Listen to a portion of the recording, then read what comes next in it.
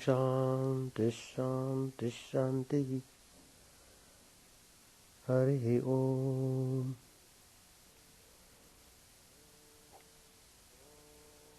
Om Sthavakaya cha dharmasya Sarvadharma Swarupine Sthavakaya cha dharmasya Sarvadharma Swarupine Avatara Varishtaya Ramakrishna Te Namaha. Asato ma sadgamaya Tamaso ma jyotirgamaya Mrityorma mritangamaya. Om Shanti Shanti Shanti. Let us offer our salutations to Sri Ramakrishna, the embodiment of all religions, the Supreme God Incarnate, who came to establish religion universal. Let us pray to Him to lead us from the unreal to the real, to lead us from the darkness of ignorance to the light of knowledge, to lead us from death to immortality.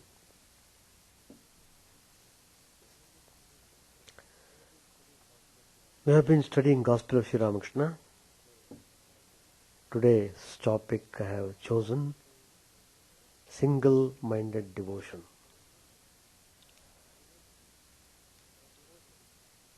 Devotion is also one of the practices to realize the truth. But then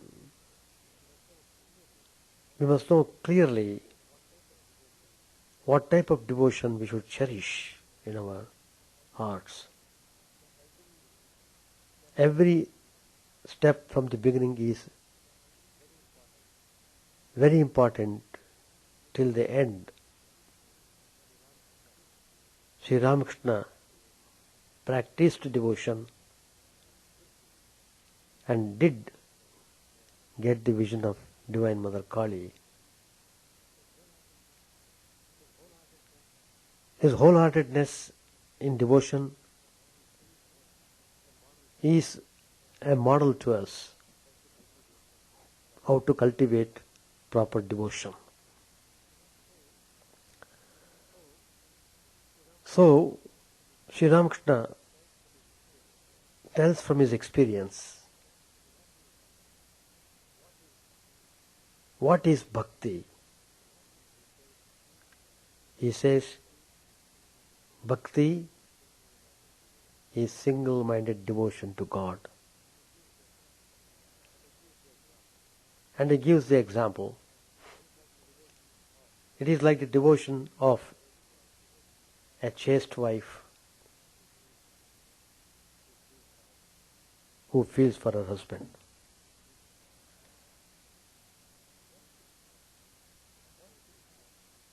One should have unwavering devotion to God.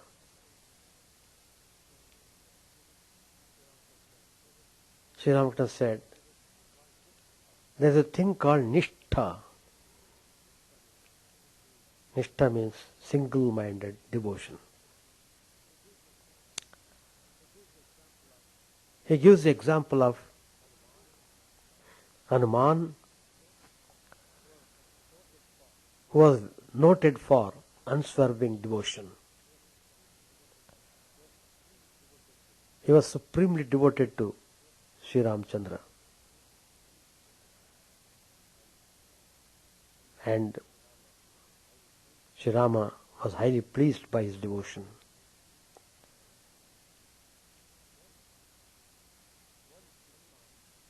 Once Hanuman came to see Krishna, who incarnated in the cycle of Dwapar Yuga, Hanuman wanted to see the glory of Krishna, so he came to Dwaraka. Sri Krishna came to know that the supreme devotee of God, who is well devoted to Sri Rama, who had single-minded devotion to him. So Sri Krishna said to Rukmini, his queen, look, Hanuman is about to come any time now. He will not be satisfied unless he sees the form of Sri Rama. So, to please Hanuman, Krishna assumed the form of Rama. And Hanuman was in great joy to see Sri Ramchandra in Dwarka. Then he came to know that Sri Krishna is none other than Sri Rama himself. But the point is, his whole mind was saturated with the thought of Sri Rama. And everything was Sri Rama to him.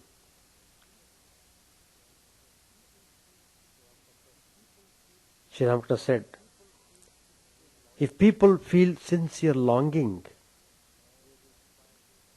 they will find that all paths lead to God. People make hue and cry. Generally people talk about why there are so many gods and goddesses. They get confused, as it were. But why should there be any confusion at all? Suppose you go to a flower garden. There are number of varieties of flowers. Do you get confused by seeing the varieties? You feel joy. And whatever flower you like, go and have it. That's all. It's a joy for us to choose, because there's so many varieties are there. Each one's temperament is different. According to one's temperament, he can choose, he can select whatever he wants. Same way, there are innumerable forms and forms of God.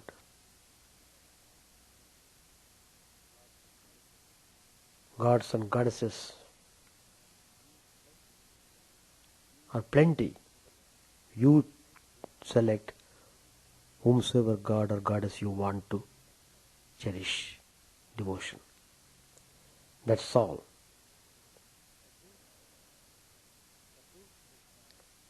That means you must have nishtha, single-minded devotion. It is also described as chaste and unswerving devotion to God. Sri Ramakrishna gives the example of a tree. It is like a tree with only one trunk shooting straight up. Promiscuous devotion is like a tree with 5 branches. And again Sri Ramakrishna gives the example of the love of gopis, the devotion of gopis towards Krishna. Such was the single-minded devotion of the gopis to Krishna. They did not care to look at any one but the Krishna they had seen at Vrindavan. The shepherd Krishna, bedecked with a garland of yellow wild flowers and wearing a peacock feather on his crest. They wanted to see Krishna that way only. Their whole mind was set on that.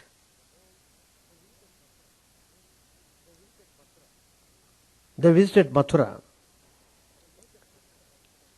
At the sight of Krishna at Mathura, with a turban on his head and dressed in royal robes, immediately the gopis pulled down their veils. They would not look at his face. Who is this man? They said.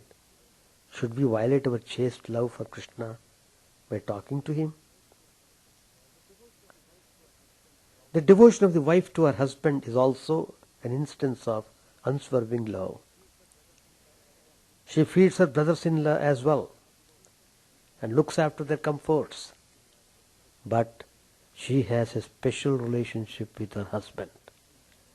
Likewise, one may have that single-minded devotion to one's own religion, but one should not on that account hate other faiths. On the contrary, one should have a friendly attitude towards them. If people really understand the significance of this teaching, there should not be any violence at all in the world.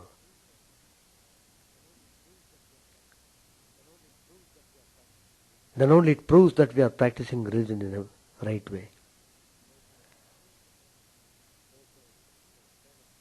There is a famous episode in Srimad Ramayana where Sri Ramchandra praises his devotees for their steadfast devotion. Vibhishan had surrendered to Sri Ramchandra because he could not tolerate the behavior of his elder brother Ravan, and moreover he had kidnapped Janaki, which brought terrible crisis in Lanka. So he could not stay long anymore. So he left the place and came to Sri Ramchandra. His devotion was very great. Turning to Vibhishan, Sri Ramchandra said, Dear friend, you have set forth an example of loyalty to truth.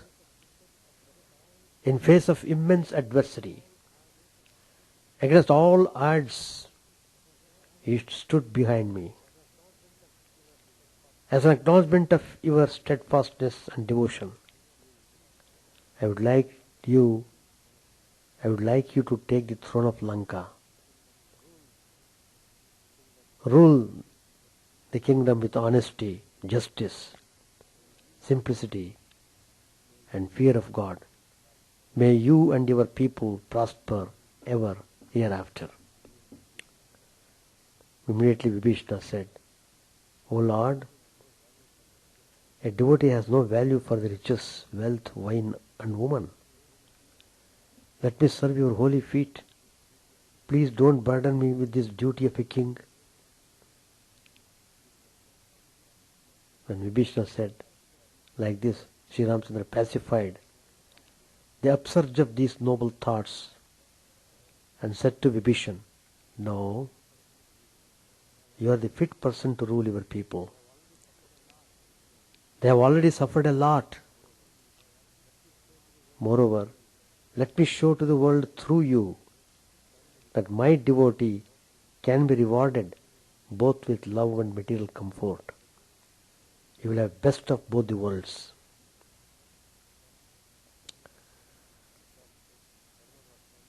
Then Hanuman was standing with his eyes focused at the holy feet of Sri Ramchandra. He was modesty, humility, and devotion personified. Sri Ramchandra turned to him and lovingly said, O my greatest devotee, what should I offer you? Your devotion for me cannot be described in words, nor can it be compared with any other. Your superhuman efforts in locating Janaki and your great feat to bring the whole mountain to save life of Lakshman will be remembered for ages to come. Your intelligence, your strength and devotion will inspire many to worship you as their ideal God. I bless you and offer a boon that you shall have a permanent seat wherever my story is recited, heard, told, read or written. You will be known as Veera Hanuman.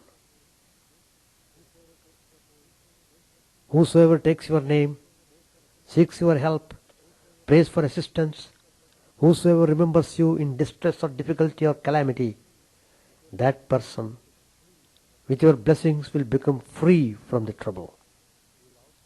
Therefore, you will also be known as Sankat Vimochak, waver of disaster and distress. Humbly Hanuman bowed down to Sri Ramchandra's feet and took the dust to his head. So meditation on God with true love and devotion is a means of Bhakti Yoga.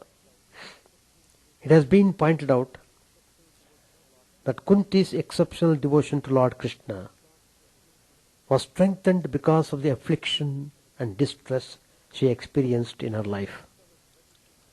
When Lord Krishna was ready to depart to Dwarak after the Kurukshetra war, Kunti's poignant address to him reveals her awareness of his supreme nature. She is grateful for his grace that had unfailingly helped her and her family at the most needed times. The extraordinary circumstances of her life, right from the time of birth, had placed her in the most upsetting states of mind. She had to bear lifelong the harrowing experience of the consequences of testing the efficacy of the mantra that Seth Durvasa taught her when she was a mere child.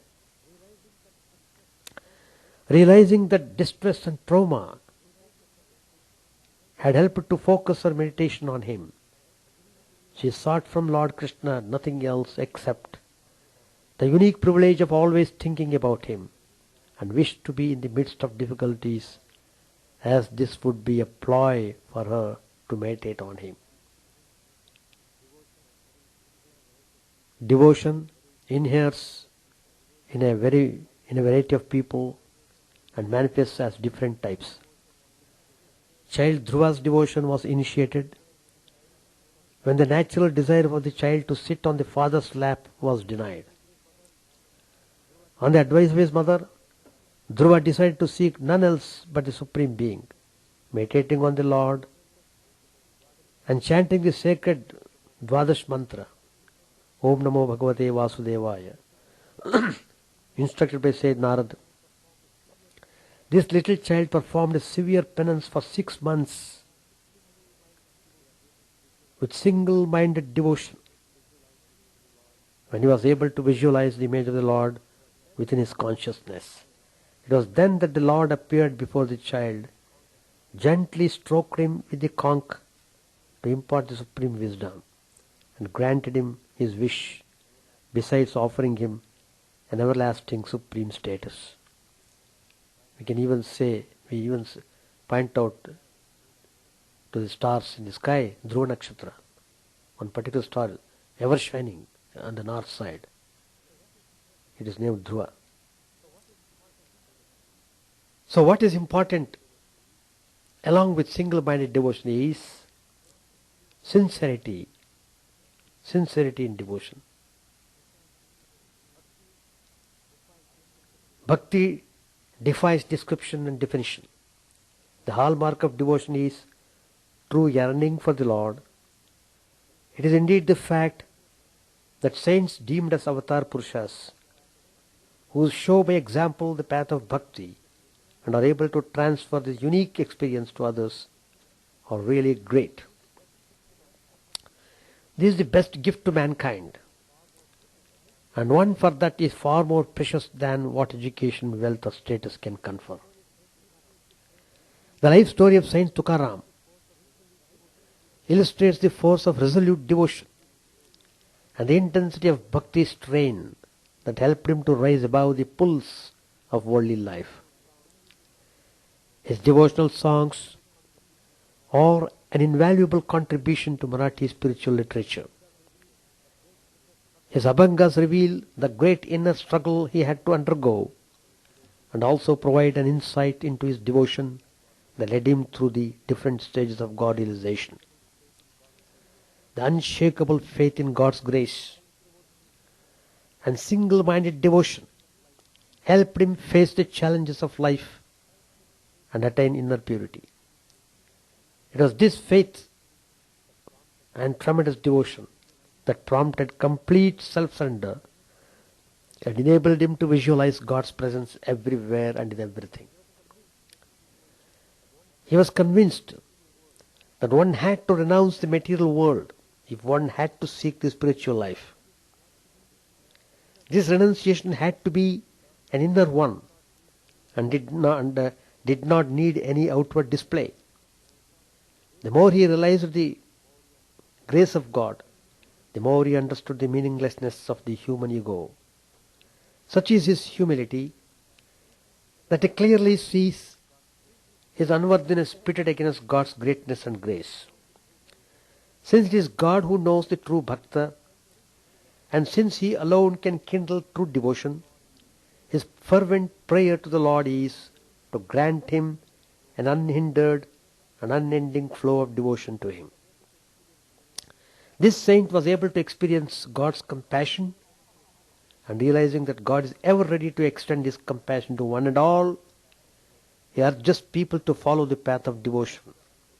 Knowledge, wealth, or other endowments are of no consequence in the practice of devotion. In spite of all our faults, in spite of all the sins piled up over numerous births, in spite of our total unworthiness in every respect, he claims with utmost confidence that chanting the names of the Lord is sure to lead to salvation. Bhakti's virtue is its sincerity. Most important factor in practicing devotion. Steadfastness, sincerity. Bhakti is the flow of a spontaneous attachment towards God. It springs from the awareness of his supreme nature that is multifaceted and multidimensional. The great scripture Bhagavad Puran, hailed as a repository of bhakti, is an invaluable guide to spiritual seekers.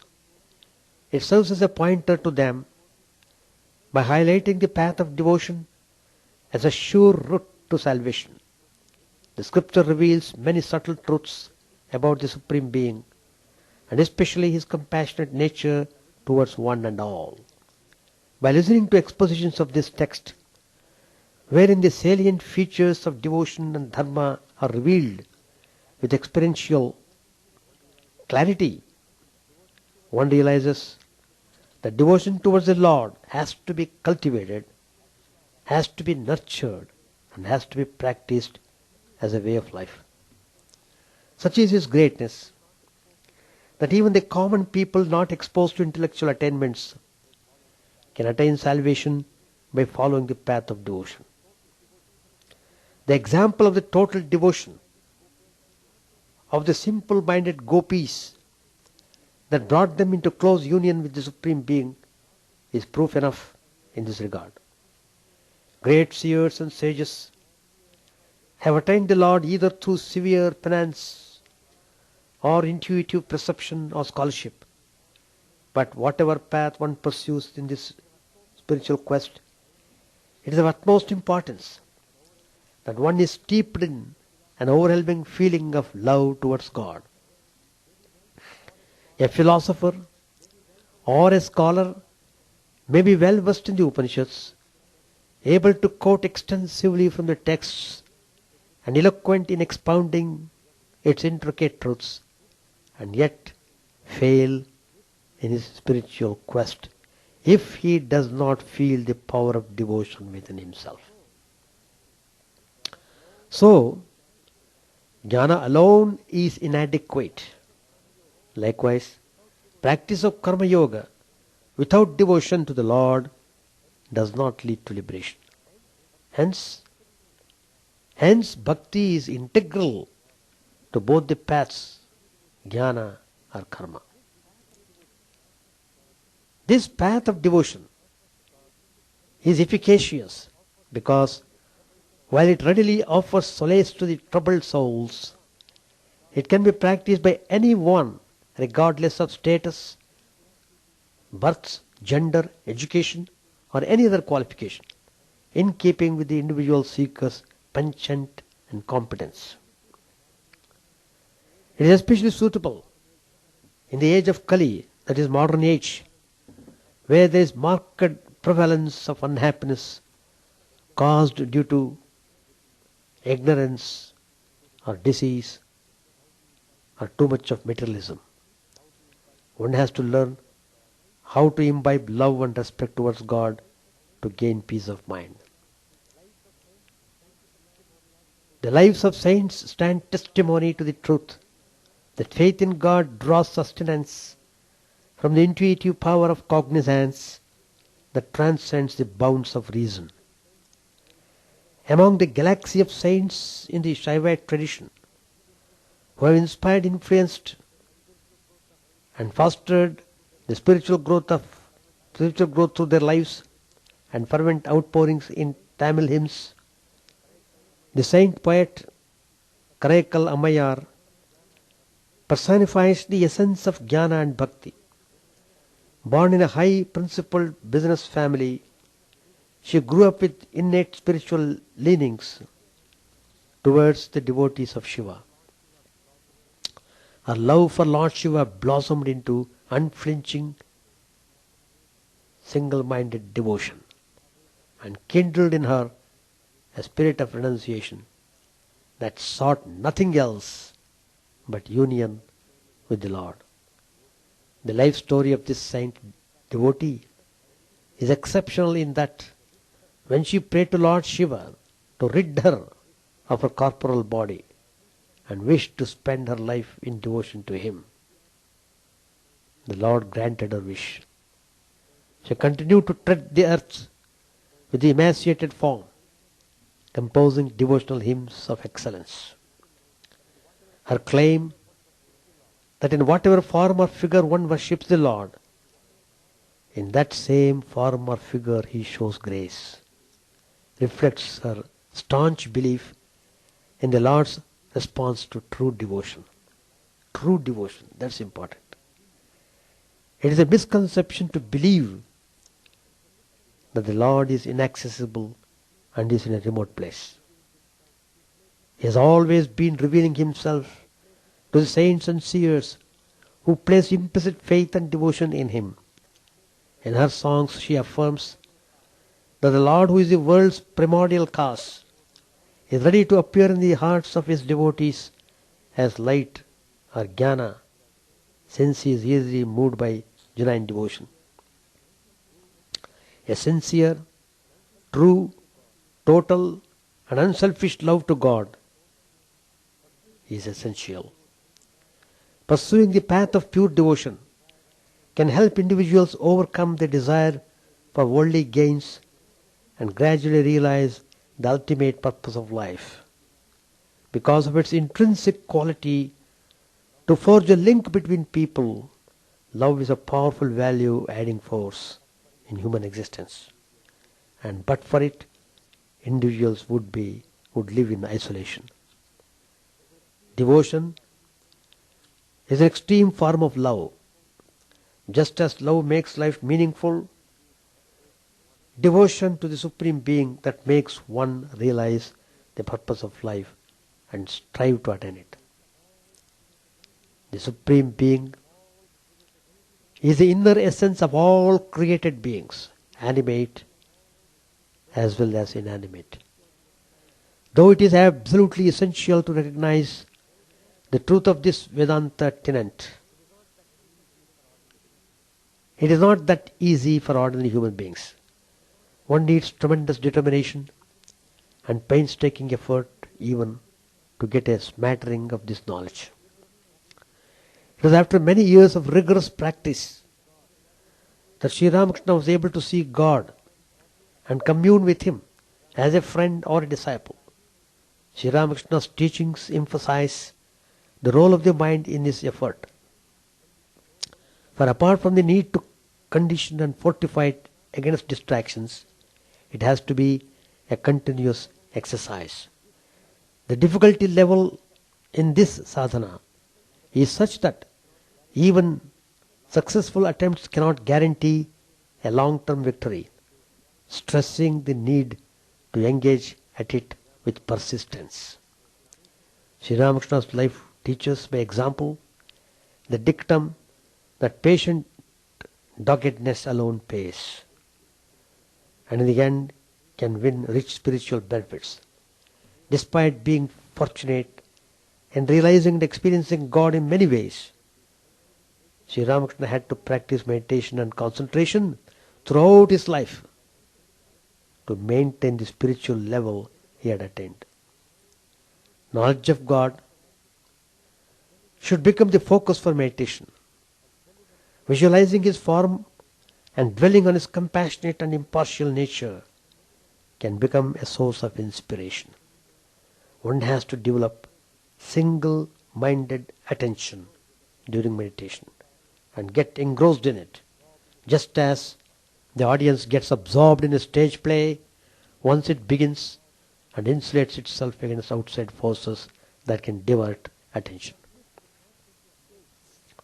From this stage, it is possible to attain a great level of perception when one believes in the truth that God is very much within oneself and all other human beings as well.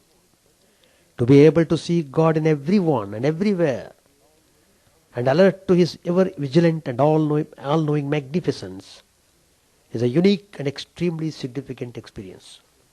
This gives an insight into God's omniscience, omnipresence and omnipotence. Further, Sri Ramakrishna makes himself known to his ardent devotees in his own inimitable manner, thus disproving the claims of his elusiveness and distance. Human birth alone, with its unique faculties of mind, senses and emotions, offers this rare privilege of establishing an ever-vibrant relationship with the Supreme Being. An upright person's allegiance to Dharma is put to test in life situations. It is easy to be steadfast to righteousness when there are no conflicting reasons to compromise on it, but human life is riddled with unexpected developments.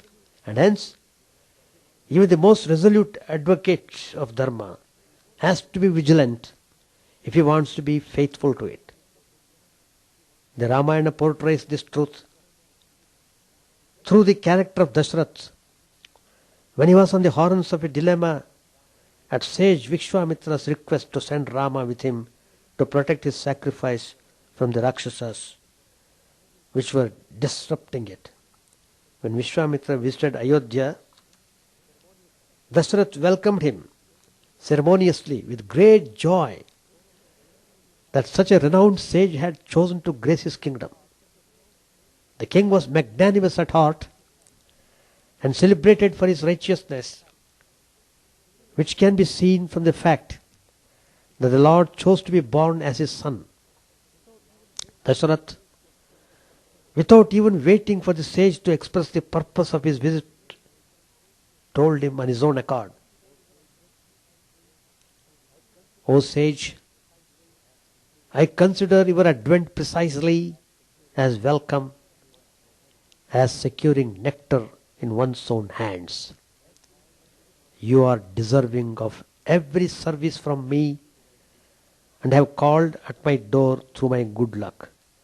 My birth stands fulfilled and my life is blessed today. You need not entertain any doubt about the success of your mission. I shall fully accomplish your object. For being an honored guest, you are a veritable God to me. Vishwamitra was naturally delighted that his task was made easier. So, one can imagine the king's reaction when Vishwamitra expressed the reason for his visit. The epic states that the king started trembling and fainted, for Rama was his very life. Vishwamitra was asking Rama to be sent with him. That idea Dasharatha could not bear with. He was so much identified with Rama, deeply attached to Rama. He fell unconscious. When he regained his consciousness after a long time, Dasharatha begged the sage to spare his dear son, who was but a child, and offered instead to accompany him and place his forces at his disposal. He himself would come and take care of the security. The sage Vishwamitra, who was known for his temper, flew into a rage, saying that having promised to grant the object of his visit, he was going back on his word. Vasishtha was there, fortunately, the Kulaguru of Dasharatha. He had to then intervene to make the king, who was blinded by attachment, see reason. He told Dasharatha that having born in the lines of Ikshvakus, he ought not to flout dharma, and cautioned that he would lose the merit of the sacrifices he had performed if he did not redeem his word. He told that Rama would stand to benefit by accompanying the sage. Finally, the king agreed. So we find lots and lots of instances and episodes in our scriptures how single-minded devotion takes us forward to the realization of the truth. Whomsoever God we are worshipping, we are sure to have that God's vision in our heart. If we have steadfast devotion, if we are sincere to the core, if we have intense longing to have the vision. So, let us try to cultivate single-minded devotion towards the ideal which we are pursuing, not wasting time in unnecessarily diverting the mind in other ways. Now we are studying chapter 52, after the passing away. That is the title of the topic. Sri Ramakrishna passed away on Sunday, August 15, 1886, plunging his devotees and disciples into a sea of grief. They were like men in a shipwreck, but a strong bond of love held them together, and they found assurance and courage in each other's company. They couldn't enjoy the friendship of worldly people and would talk only of their master. Shall we not behold him again? This was the one theme of their thought and the one dream of their sleep. Alone they wept for him, walking in the streets of Calcutta. They were engrossed in the thought of him. The master had once said to him, "It becomes difficult for me to give up the body when I realize that after my death you will wander about weeping for me." Some of them thought, he is no longer in this world. How surprising that we still enjoy living. We should give up our bodies if we liked, but still we do not. Time and again, Sri Ramakrishna had told them that God reveals himself to his devotees if they yearn for him and call on him with whole-souled devotion.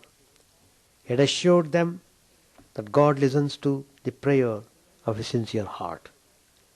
The young unmarried disciples of the Master, who belonged to his inner circle, had attended on him day and night at the Kasipur garden house. After his passing away, most of them returned to their families against their own wills. They had not yet formally renounced the world. For a short while they kept their family names. But Sri Ramakrishna had made them renounce the world mentally. He himself had initiated several of them into the monastic life, giving them the ochre clothes of sannyasis. 2 or 3 of the master's attendants had no place to go. To them the large-hearted Surendra said, "Brothers, where will you go? Let us rent a house. You will live there and make it our master's shrine. We householders shall come there for consolation. How can we pass all our days and nights with our wives and children in the world? I used to spend a sum of money for the master at Kasipur. I shall gladly give it now for your expenses." Accordingly, he rented a house for them at Baranagar in the suburbs of Calcutta, and this place became gradually transformed into a mutt or monastery. For the past few months, Surendra contributed 30 rupees a month. As the other members joined the monastery one by one, he doubled his contribution, which he later increased to 100 rupees. This monthly rent for the house was 11 rupees. The cook received 6 rupees a month. The rest was spent for food. The younger Gopal brought the master's bed and other articles of daily use from the garden house at Kasipur. The Brahmin who had been cook at Kasipur was engaged for the new monastery. The first permanent member was the elder Gopal. Sharat spent the nights there. In the beginning, Sharat, Sashi, Baburam, Niranjan and Kali used to visit the monastery every now and then according to their convenience. Tarak, who had gone to Vrindavan following the master's death, returned to the Calcutta after a few months and soon became a permanent member of the monastery. Rakhal, Jogin, Latu and Kali were living at Vrindavan with the Holy Mother when the monastery was started. Kali returned to Calcutta within a month, Rakhal after a few months, and Jogin and Latu after a year. The household devotees frequently visited the monastic brothers and spent hours with them in meditation and study. We shall stop here.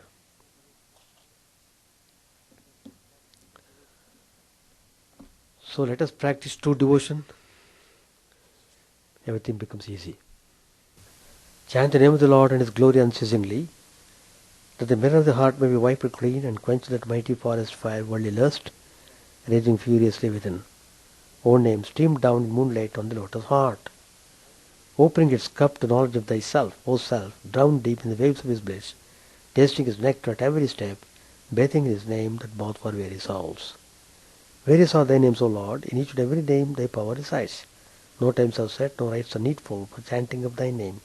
So vast is thy mercy, how huge then is blessedness, who find in this empty life and heart no devotion to thy name. O my mind, be humbler than a blade of grass, be patient and forbearing like a tree, take no honor to thyself, give honor to all, chant unceasingly the name of the Lord.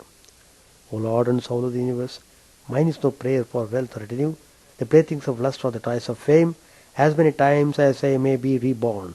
Grant me, O Lord, a steadfast love for thee. A drowning man in this world's fearful ocean is thy servant, O sweet one. In thy mercy consider him as dust beneath thy feet. Ah, how I long for the day when an instant's separation from thee, O Lord, will be as 1,000 years, when my heart burns with his desire, and the world without thee is a heartless void. Prostrate at thy feet let me be, in unwavering devotion, neither imploring the embrace of thine arms, nor bewailing the withdrawal of thy presence, though it tears my soul asunder. O thou who stillest the hearts of thy devotees, do with me what thou wilt, for thou art my heart's beloved, thou and thou alone. O Lord, lead us from the unreal to the real, lead us from darkness to light, and lead us from death to immortality. May all be free from dangers, may all realize what is good, may all be actuated by noble thoughts, may all rejoice everywhere. May all be happy, may all be free from disease, may all realize what is good, may none be subject to misery. May the wicked become virtuous, may the virtuous attain tranquility, may the tranquil be free from bonds, may the free make others free. May good pervade all people, may the sovereign righteously rule the earth, may all beings ever attain what is good, may the worlds be prosperous and happy, may the clouds pour in time, may the earth be blessed with crops, may all countries be freed from calamity, may holy men live without fear. May the Lord, the destroyer of sins, the presiding deity of all sacred works, be satisfied, for he being pleased, the whole universe becomes pleased, he being satisfied, the whole universe feels satisfied.